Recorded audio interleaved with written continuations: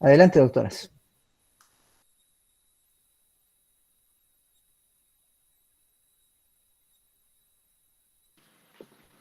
Buenas tardes, doctores y compañeros. Ahora sí me escuchan. Sí, la Sí, estamos doctora. escuchando. Adelante. Muy bien. Buenas tardes. El día de hoy, Sara y yo les vamos a hablar de lo que son trastornos de la hipersecreción gástrica, específicamente de enfermedad por reflujo gastroesofágico y úlcera péptica. Vamos a empezar hablando sobre la enfermedad por reflujo gastroesofágico. La vamos a definir como una familia de padecimientos que se deben a la presencia pues, de reflujo gastroesofágico, que va a provocar manifestaciones que pueden ser tanto esofágicas como extraesofágicas. Dentro de las manifestaciones esofágicas vamos a encontrar la esofagitis, la estenosis, el esófago de Barrett y el adenocarcinoma, que vamos a explicar más detalladamente más adelante. Bueno, cierto grado de reflujo gastroesofágico es normal, pero la enfermedad se va a dar cuando esta cantidad es excesiva y puede darse por tres mecanismos dominantes de la incompetencia de la unión esófago-gástrica.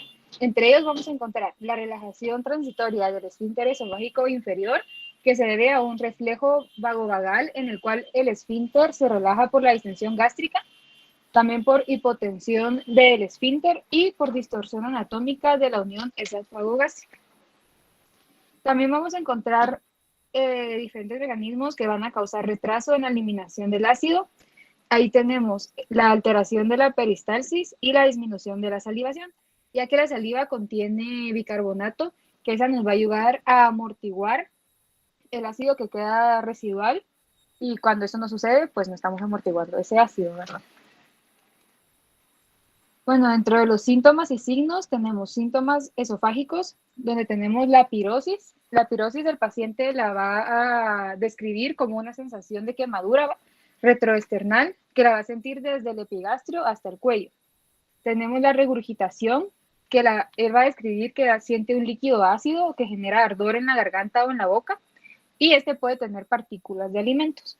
También tenemos la disfagia, que es la sensación de que los alimentos se pegan o se quedan atascados en el tórax, y el dolor torácico, que el dolor esofágico se experimenta como una sensación opresiva en la región central del tórax, que se irradia hacia la parte media de la espalda, las extremidades superiores y la mandíbula. Y es importante destacar que este dolor es similar al que es de origen cardíaco, por lo que cuando el paciente presenta dolor siempre es importante descartar cardiopatía.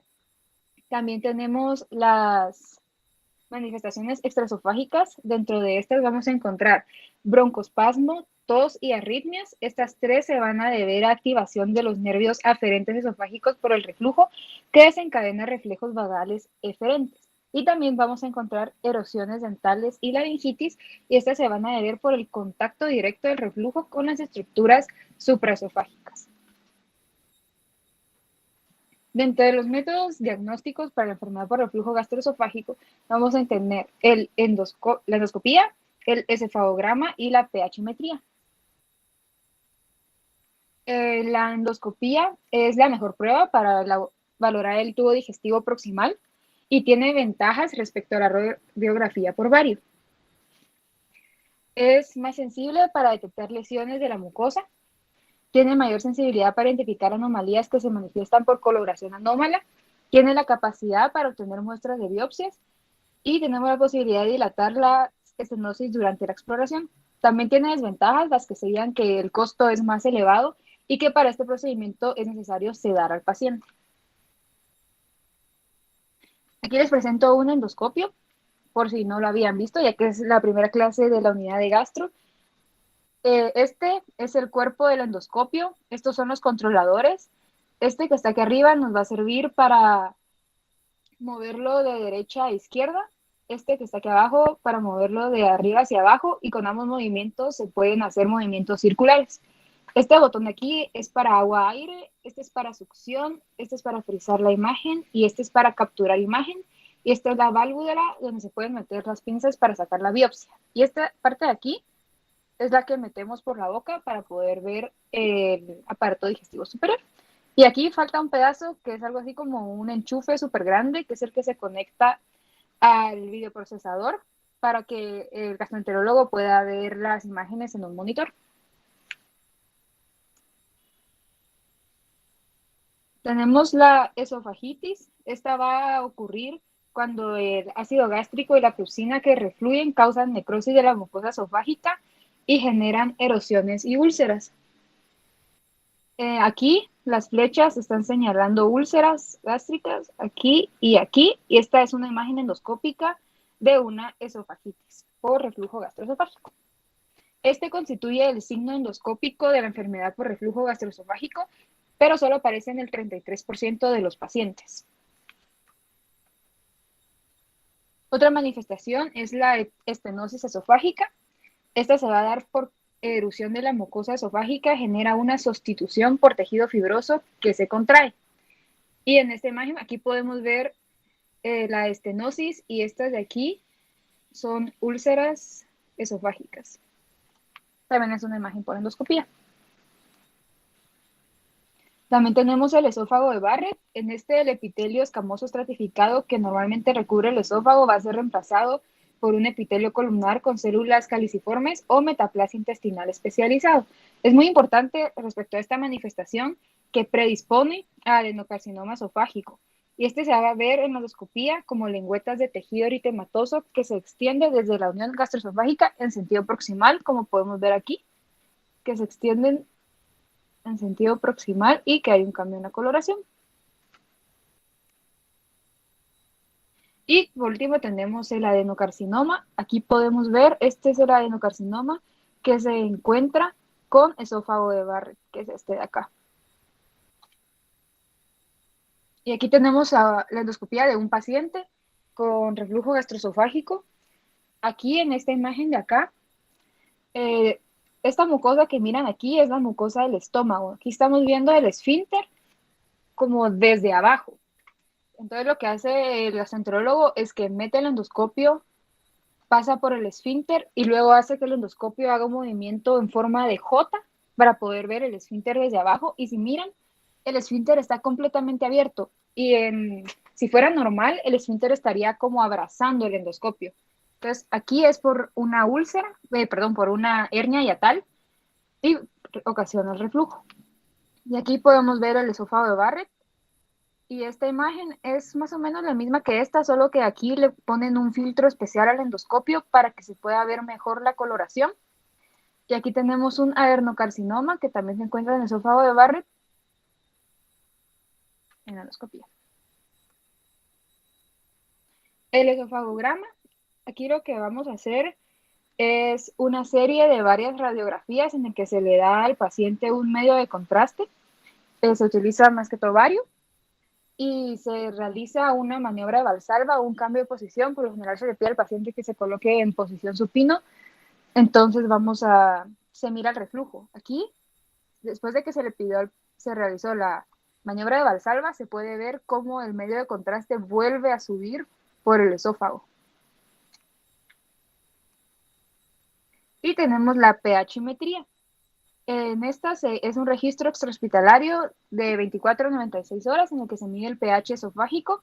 Se puede utilizar un transmisor inalámbrico susceptible al pH que se ancla a la mucosa esofágica o un electrodo alámbrico que se introduce por vía intranasal. Entonces se mide el tiempo del día en que el pH es menor a 4, y si este tiempo es mayor al 5%, entonces se considera que el paciente tiene enfermedad por reflujo gastroesofágico.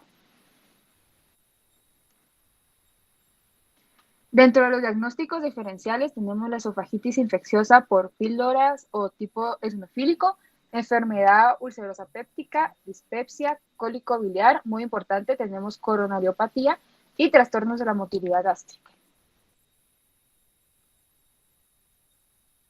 Las complicaciones pueden ser por esofagitis crónica, que provoca hemorragia o estenosis, o el adenocarcinoma esofágico y la metaplasia de Barrett, que son las que ya vimos anteriormente con las imágenes endoscópicas. Y el tratamiento, tenemos tratamiento tanto no farmacológico como farmacológico y quirúrgico. Dentro del no farmacológico tenemos evitar alimentos que reducen la presión del esfínter esofágico inferior. Pueden ser, por ejemplo, alimentos grasosos, alcohol o pimienta.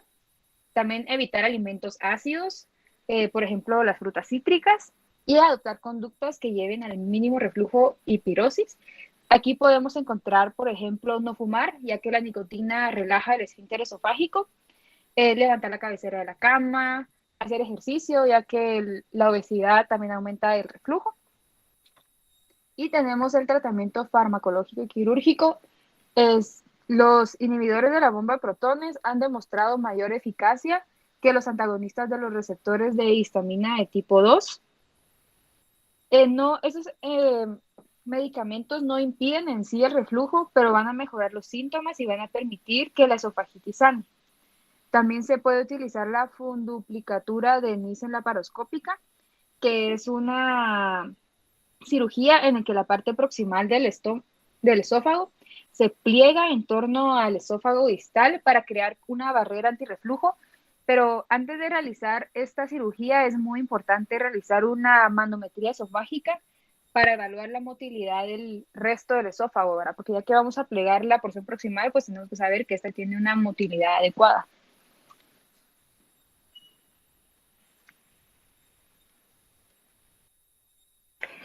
Ok, no sé si me escuchan bien. Sí, doctora, vamos a hacer una pequeña pausa aquí en el camino para ver si de esta sección que se refiere a enfermedad por reflujo gastroesofágico existe algún comentario o alguna duda de alguno de de las personas que están en el auditorio. A ver, alguno de los estudiantes o alguno de los profesores quisiera comentar algún aspecto.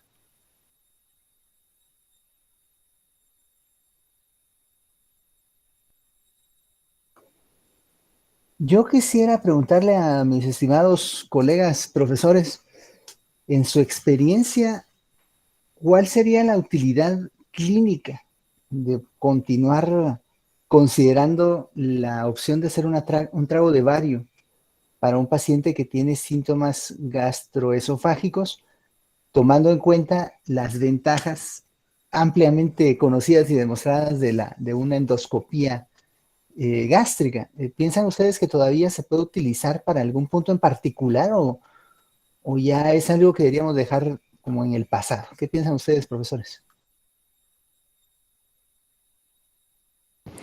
Pues yo creo que sí tiene todavía su utilidad, tal vez más sería en, ¿cómo se llama? Acalasia, donde nos puede ayudar a determinar si esta es un trastorno funcional más que orgánico, ¿verdad? Entonces tal vez ahí radicaría más la función del trago de bario.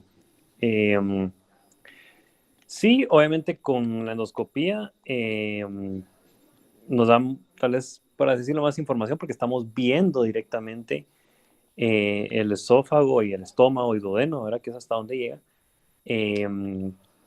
Claramente con la cámara y todo, ¿verdad? Pero a veces la endoscopía también pues, no está tan rápidamente disponible o el paciente por alguna razón no puede ir. Entonces también el trago de bario podría ser una alternativa en ese momento, pero como les digo, más que todo en acalasia, para determinar si un trastorno es funcional versus orgánico en esta patología, sí puede ser de utilidad. Gracias, Cristian. Yo considero lo mismo, que en ese sentido, pues igual las doctoras hablaron en algún momento de la disfagia. Conceptos claves que deben tener aquí cuando las doctoras hablan del problema de reflujo gastroesofágico. Primero es que los síntomas son esofágicos y extraesofágicos. No olviden ese dato muy importante. Muchas veces en emergencia van a encontrar pacientes que llegan con dolor torácico sugestivo de otra patología y lo que tienen son síntomas extraesofágicos de reflujo gastroesofágico, valga la redundancia. Recuerden que la pirosis, por ejemplo, los esofágicos comunes son la pirosis, el dolor torácico atípico, la regurgitación del contenido gástrico, y estos pacientes suelen tener un sabor amargo en la boca y a veces se acompaña de disfagia. Y es en la disfagia o en la acalasia donde yo vería la utilidad de la serie gastroduodenal todavía. Pero realmente que hay todavía medidas que son mucho más efectivas. Pero como dice Cristian, una serie gastroduodenal cualquiera la puede utilizar o hacer, a diferencia de la endoscopía. Y las manifestaciones extraesofágicas es incluso asma, A menudo pacientes asmáticos suelen estar mal controlados por producto del reflujo. Pacientes que tienen tos, que tienen ronquera, que pasa con laringitis o que tienen muchas caries dentales. Esos son síntomas extraesofágicos de lo que es el ERGE. Como dijo el doctor igual, ¿verdad? Y como decía la doctora que bien mostró que era el endoscopio, tampoco es que a todo paciente con un problema de reflujo gastroesofágico se le pide una endoscopía. Nosotros lo que hacemos muchas veces es dar una respuesta, dar prueba terapéutica con inhibidores de bomba de protones. Generalmente esto suele reducir los síntomas. Ahora, si la respuesta es negativa, hay indicación de endoscopía. Y nunca olviden lo que son los signos de alarma relacionados a la enfermedad por reflujo gastroesofágico, que es la disfagia, como ya dijo la doctora, el vómito, que los pacientes pasan vomitando mucho, tienen pérdida de peso y presentan anemia. Al final, los problemas, como dijo bien la doctora, es rara vez causado por aumento en la producción de ácido clorhídrico. En la mayoría de casos son trastornos funcionales o mecánicos, ¿verdad? Entonces yo diría que la única, el encefalograma con bario está indicado si tenemos también disfagia, doctor. Si hay disfagia o sospecha de acalasia, ahí sí está indicado el esofagograma con bario.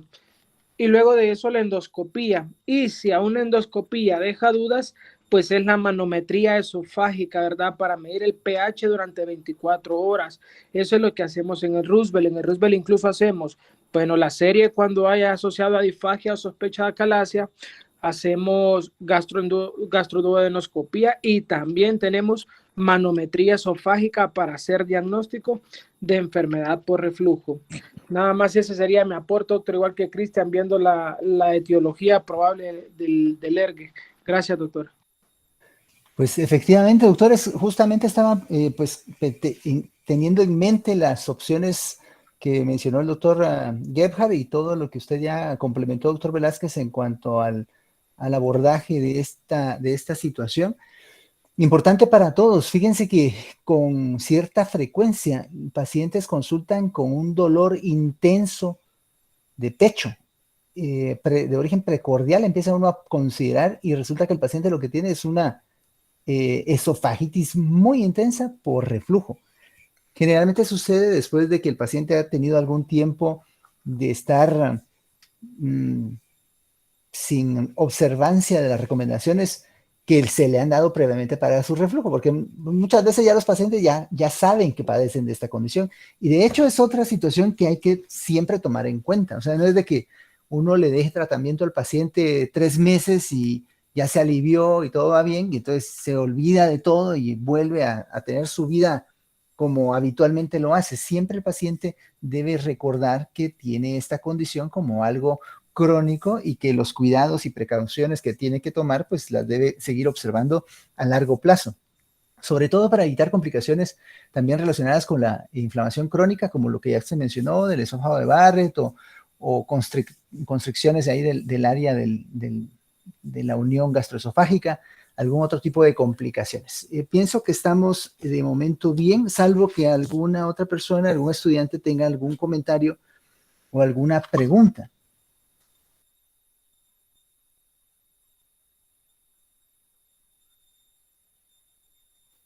A ver, doctor Brown, Delano Brown, tomando en cuenta lo que hemos platicado hasta ahorita, ¿considera usted que siempre los bloqueadores de bomba de protones van a ser útiles para aliviar las molestias relacionadas con reflujo gastroesofágico o no siempre lo son?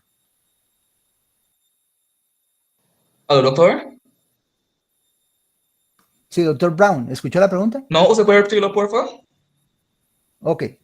La pregunta es si usted considera, tomando en cuenta lo que hemos platicado hasta el momento, que la administración de bloqueadores de bomba de protones, como omeprazol, lansoprazol o cualquier otra de esa familia, van a ser siempre efectivos o eficaces en reducir la sintomatología de los pacientes con reflujo gastroesofágico o no siempre tienen eficacia.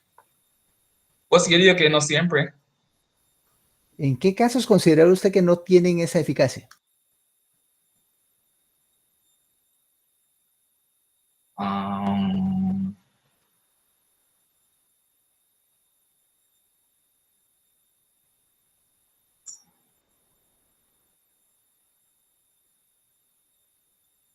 ¿Se recuerda de lo que comentaron sobre la pHimetría de los doctores y doctoras?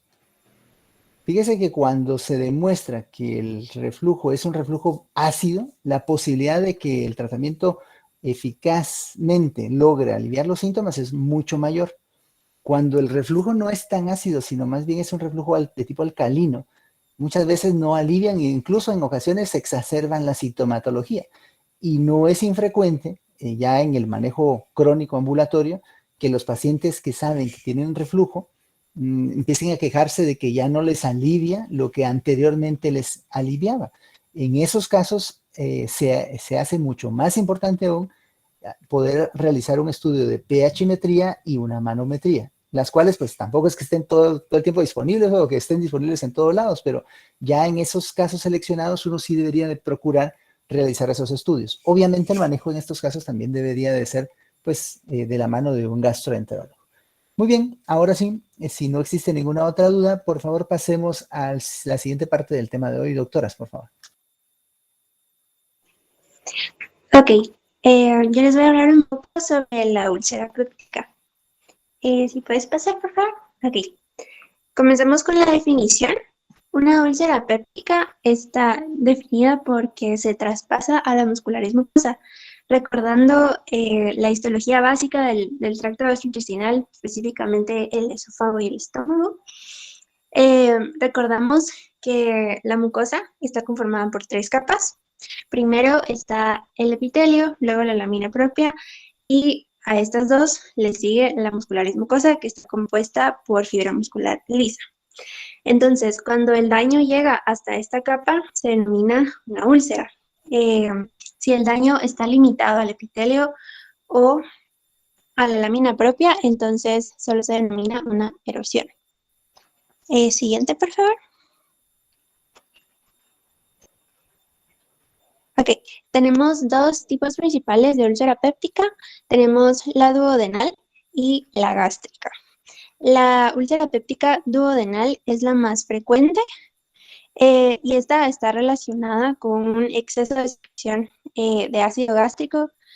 Sin embargo, esta es menos grave que la gástrica. La principal causa es la gastritis antral. En el caso de la úlcera gástrica, esta úlcera es menos frecuente, pero es más grave. Y en este caso se va a relacionar con una alteración en las barreras gástricas. Además, este tipo de úlcera tiene más probabilidades de progresar a una neoplasia. Siguiente, por favor.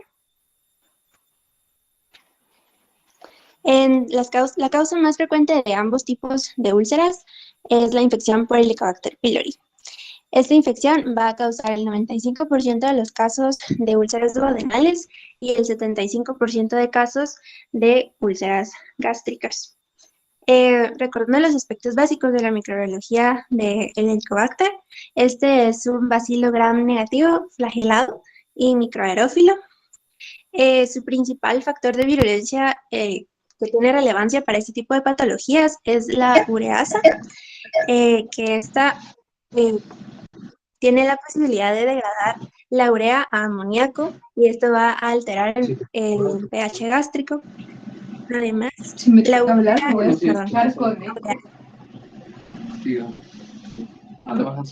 además la urea a la síntesis de moco. Perdón. Okay. La urea.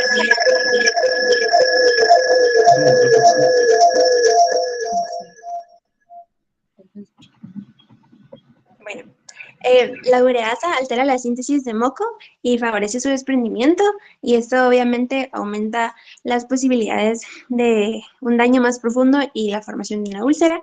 Y además la ureasa es tóxica para el epitelio, lo que aumenta la reacción inflamatoria y aumenta la destrucción del tejido.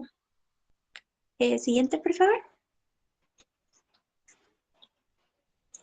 Luego tenemos el diagnóstico, en este caso de Helicobacter pylori, que es la causa más frecuente.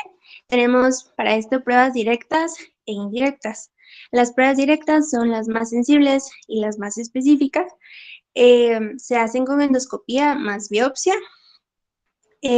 y la ideal es la biopsia gástrica.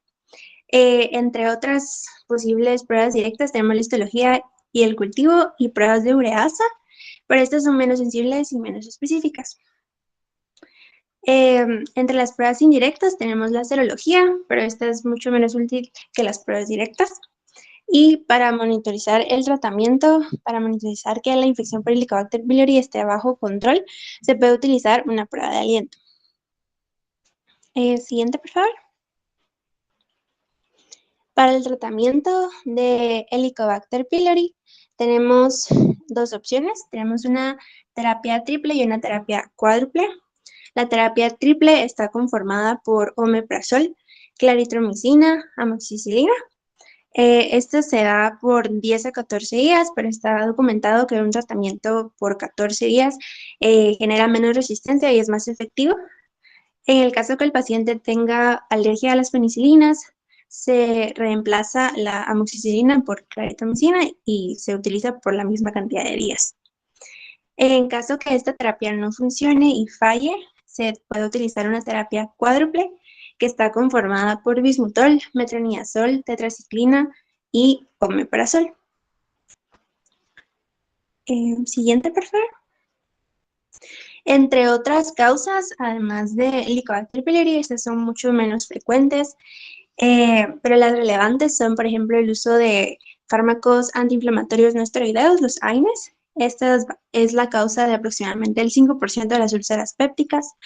Son más frecuentes las úlceras gástricas debido al uso de estos medicamentos, porque estos medicamentos son gastrolesivos, sobre todo cuando se combinan con corticoides o anticoagulantes. Entonces, en caso que, por ejemplo, en pacientes con lupus, que se necesite utilizar todos estos medicamentos, es necesario dar gastroprotección con inhibidores de bomba de protones. Otra causa mucho menos frecuente, que es de menos del 1% de los casos, es gastrinoma, que significa una neoplasia que causa un exceso de secreción de gastrina y se va a presentar con un síndrome de Solingen-Edinson, que está compuesto por úlceras múltiples duodenales con diarrea secretora y hemorragia digestiva. Siguiente, por favor. Entre la localización de estas úlceras, vamos a empezar con la úlcera duodenal. La localización más frecuente, el 90% de los casos, es en el bulbo duodenal, en la primera porción del duodeno. Ahora, de la úlcera gástrica, la localización más frecuente es la curvatura menor, la incisura angularis. Siguiente, por favor. Para la úlcera gástrica, bueno, para tanto la úlcera gástrica como la duodenal, tenemos la clasificación de Johnson, que es una guía de la localización de estas úlceras. La clasificación 1 es la más frecuente, es una úlcera gástrica a la incisura angularis. La clasificación 2 es cuando se presentan dos úlceras, una en el duodeno y otra gástrica. La 3 es cuando la úlcera se encuentra en el antro. La 4 es cuando la úlcera se encuentra en el fondo y la clasificación 5 es cuando se encuentran múltiples úlceras y estas son inducidas por el uso de antiinflamatorios no esteroideos. Siguiente, por favor. Y luego tenemos las posibles complicaciones de una úlcera péptica. Vamos a ir de la más frecuente a la menos frecuente. La más frecuente obviamente es la hemorragia por el daño tisular. Y esta se va a presentar por hematemesis y melena, porque es una hemorragia gastrointestinal alta. Como dije, es la complicación más frecuente, es todavía más frecuente en personas de edad avanzada y es la principal causa de una indicación de tratamiento quirúrgico de la úlcera y de mortalidad. Para el tratamiento es necesario hacer una endoscopía en las primeras 24 horas del comienzo de la hemorragia para evaluar el caso y determinar si se necesita cirugía. La segunda complicación más frecuente es la perforación. Esta se da principalmente en las úlceras que se encuentran en la cara anterior del estómago. Se va a presentar por un dolor súbito en el epigástrico. Los pacientes pueden presentar el signo de Hover, que es definido como la desaparición de la matidez hepática, porque el paciente presenta un neumoperitoneo debido a la perforación de la úlcera. Para confirmar esta complicación se necesita una radiografía y el tratamiento es quirúrgico y se coloca un parche para sellar la perforación que se encontró y limitar el neumoperitoneo. La tercera complicación más frecuente es la penetración, en la que la úlcera va a penetrar a un órgano vecino cerca de su localización. El lugar de penetración más frecuente es la cabeza del páncreas, porque recordemos que los dos órganos están bastante próximos, pero también se puede penetrar una úlcera gástrica al hígado o a la cola del páncreas. En estos casos, los pacientes van a reportar una dispepsia constante que no alivia con antiácidos, no alivia con el consumo de alimentos y que el dolor va a penetrar hacia la espalda porque aquí es debido a la localización de la cabeza del páncreas. Y la última complicación, la menos frecuente, es una complicación muy rara, es la obstrucción, que se va a deber a una estenosis resultado de la fibrosis por cicatrización de la úlcera. En este caso, los pacientes van a presentar distensión abdominal, vómitos y alcalosis. El tratamiento va a basarse en manejar los síntomas, más que todo con hidratación, además de una dilatación endoscópica y el uso de una sonda nasogástrica para la alimentación. Este tratamiento, específicamente la dilatación de la obstrucción a través de endoscopía, va a funcionar y resolver el cuadro en aproximadamente el 70% de los pacientes, pero en el 30% restante, el último recurso es cirugía para corregir el defecto. Y siguiente. Y eso es todo. Muchas gracias por su atención. Perfecto, gracias doctoras. Miren, aquí la información, como platicábamos con las doctoras cuando lo estaban presentando o preparando la presentación, la intención es que discutamos los aspectos más relevantes de estos problemas que, pues, por su alta frecuencia es muy importante que los podamos conocer. Muchas veces los pacientes no van directamente porque tengan reflujo, sino que es parte de lo que le van contando a uno dentro de los antecedentes o la historia de la enfermedad, o sea, ya como cuestiones asociadas. En mi caso, pues muchas veces los pacientes llegan porque están descompensados de la glucosa o porque tienen algún problema endocrino, pero con mucha frecuencia resultan tener sintomatología de tipo reflujo, de tipo gastrointestinal. Y uno tiene que, pues, darles una orientación, un abordaje adecuado también a este problema. No todos tienen úlcera, pero si hablamos solo de reflujo, yo diría que entre un 30 y 50% de los pacientes que me consultan a mí en la clínica tienen reflujo o han tenido reflujo en algún momento de su vida que les ha dado crisis incluso de dolor muy intenso. Ya en el caso específico de úlceras, no es tan frecuente, pero sí es una situación que, pues, desafortunadamente tiene una alta frecuencia en Guatemala por su asociación con infección por Helicobacter pylori, que dicho sea de paso, también es una situación bastante prevalente en Guatemala. La prevalencia va aumentando con la edad, de forma que si hacemos estudios en pacientes menores de 20 años, el porcentaje de población afectada es menor del 5%, pero si ya hablamos entre pacientes que tienen de 40 a 60 años, estamos hablando que entre un 50 y 60% ya tienen positividad serológica de haber estado expuestos en algún momento al Helicobacter pylori, y si son pacientes arriba de 65, 70 años de edad, más del 80% han tenido ya alguna vez contacto con la bacteria.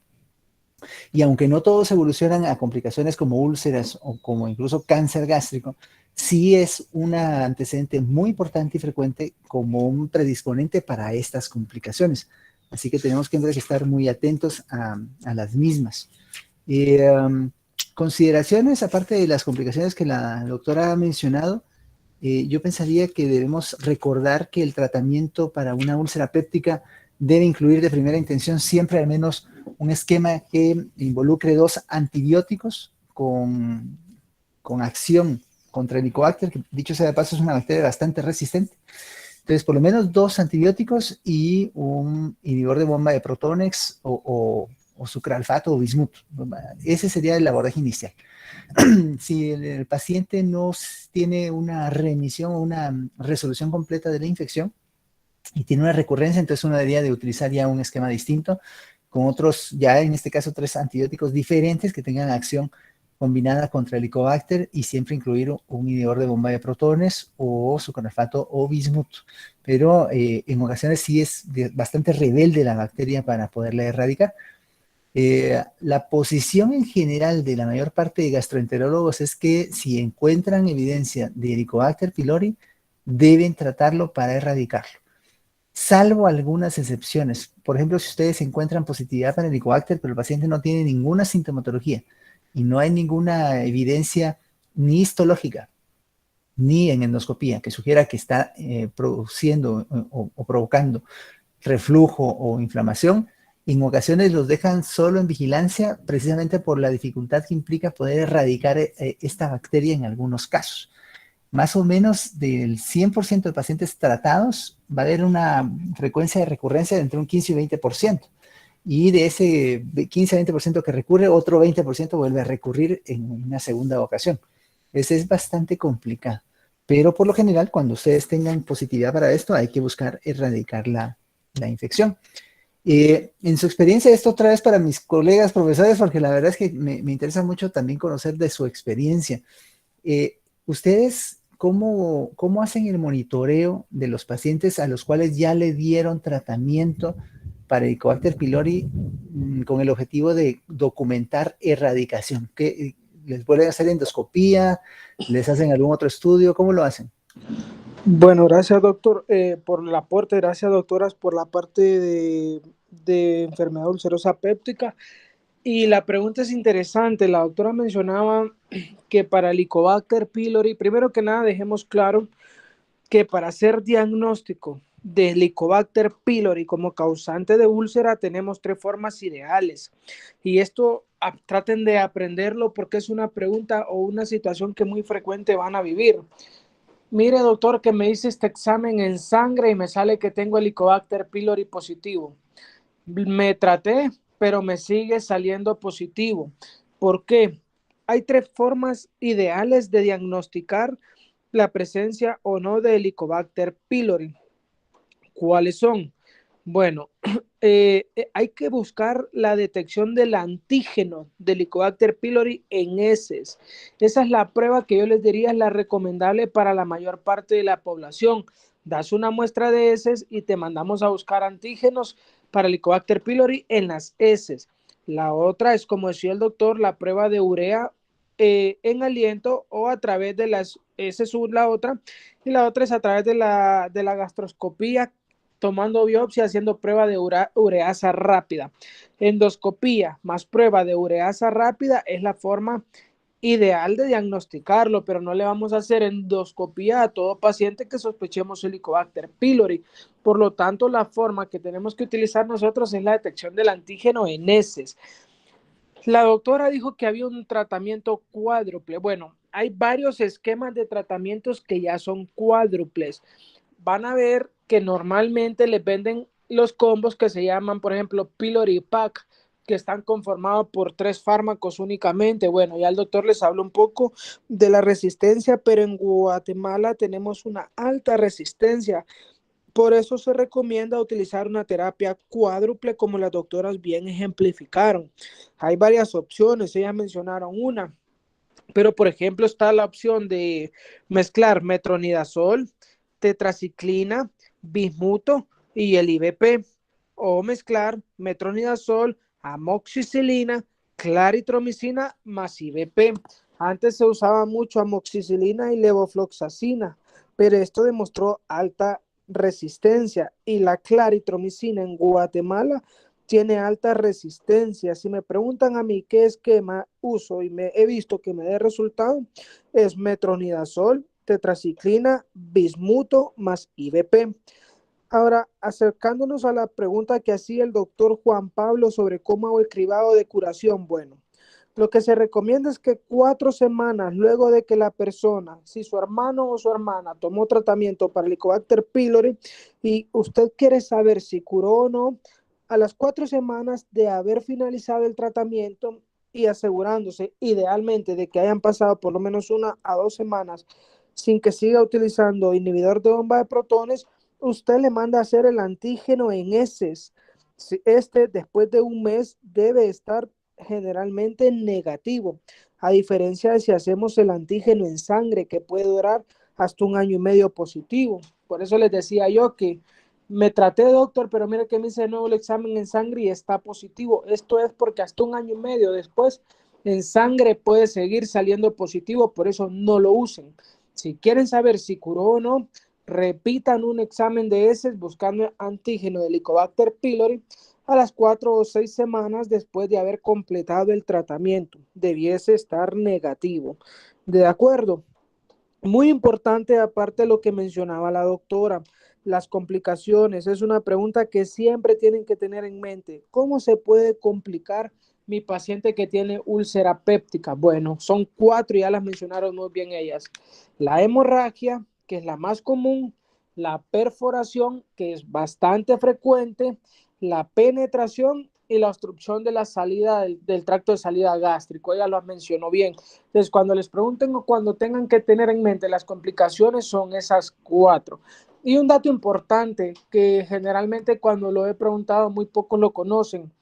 Los pacientes que están en intensivo o que están sometidos a un estrés de tratamiento farmacológico o por una enfermedad aguda muy grave o enfermedad crónica también grave, desarrollan úlceras que se llaman úlceras por estrés y estas reciben la denominación de úlceras de Cushing. Cuando le pregunten qué es una úlcera por estrés, es la úlcera de Cushing. Pacientes ventilados, pacientes en intensivo, pacientes en cuidados críticos hacen este tipo de manifestaciones de úlceras de estrés o de Cushing. Y el paciente gran quemado o los quemados, es importante que nunca dejen de considerar la probabilidad de que hagan úlceras, porque los quemados o grandes quemados hacen lo que se denomina la úlcera de curling. Entonces, úlcera asociada al estrés, úlcera de Cushing. Úlcera asociada a la quemadura o los grandes quemados, úlcera de curling. Ese es mi aporte, doctor, y la respuesta es antígeno en heces luego de 1 mes de tratamiento. Y pues obviamente si van a volver a repetir una endoscopía por alguna u otra razón, pues lo ideal es hacer la toma de la biopsia y el test rápido de urea, que es el método ideal. Pero si no, lo mandan a hacer un examen de heces. Gracias, doctor. Gracias, Sí. doctor. Yo realmente, Doctor Guerra, algo adelante. que dijo José Pablo, creo que lo cubrió muy bien todo con los exámenes que se deben realizar y el tiempo después del tratamiento que se deben realizar. También recuérdense, jóvenes, que si bien hay que realizar los exámenes porque es la manera de determinar si esto ya está curado, también no dejen por un lado la clínica, ¿verdad? O sea, yo sé que no solo con clínica lo van a ver, pero también se pueden dar una buena idea de si el tratamiento fue efectivo o no, si el paciente ya no les refiere las mismas molestias con las cuales les consultó al inicio, ¿verdad? Si ya les empieza a decir, o si en el seguimiento, o si se comunica con ustedes vía telefónica, como quieran, ya les dice que se siente mejor, que ya no tiene tal molestia, que, no sé, cualquier cosa, que ya puede comer, lo que sea. Entonces ya uno se puede dar idea, ok, seguramente sí va a ser efectivo, o si fue efectivo el tratamiento, y cuando ya le da el examen confirmatorio, por así decirlo, pues nos va a salir negativo, ¿verdad? Pero ahí todo lo demás que dijo José Pablo es la manera que hay que hacerlo. Gracias, doctor. Muy amables por sus respuestas y por complementar la información. Lo recomendable, efectivamente, cuando ustedes tienen un paciente que tiene infección documentada por Helicobacter pylori, no es volver a hacer una endoscopía, sino de buscar algún método alternativo más económico que permita establecer la erradicación de la bacteria, como ya se mencionó. Sin embargo, si el paciente ya tuvo una úlcera, sobre todo si era una úlcera sangrante o con alguna sospecha de posible malignidad, pues definitivamente después de un periodo de 4 a 6 semanas hay que volver a repetir una endoscopía. Y de esa manera documentar no solo la erradicación de la bacteria, sino pues que ya el paciente va con buena evolución. Voy a ver si hay alguna otra pregunta acá. No, vamos a ver. Doctora Alison Yulisa Cruz, le voy a preguntar a usted lo siguiente. ¿Existe algún tipo de linfoma que se pueda curar al erradicar el Helicobacter, doctora?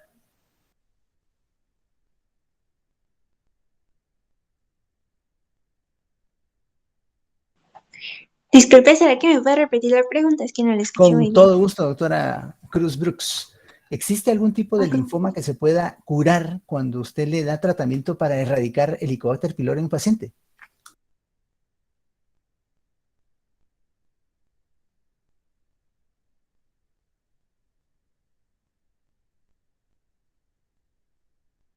Esas son preguntas de machuque ahí, de clásicas de pase de visita en el Roosevelt. ¿Se recuerda si es así o no, doctora? O tal vez el doctor Mario Roberto Ordóñez nos pueda responder.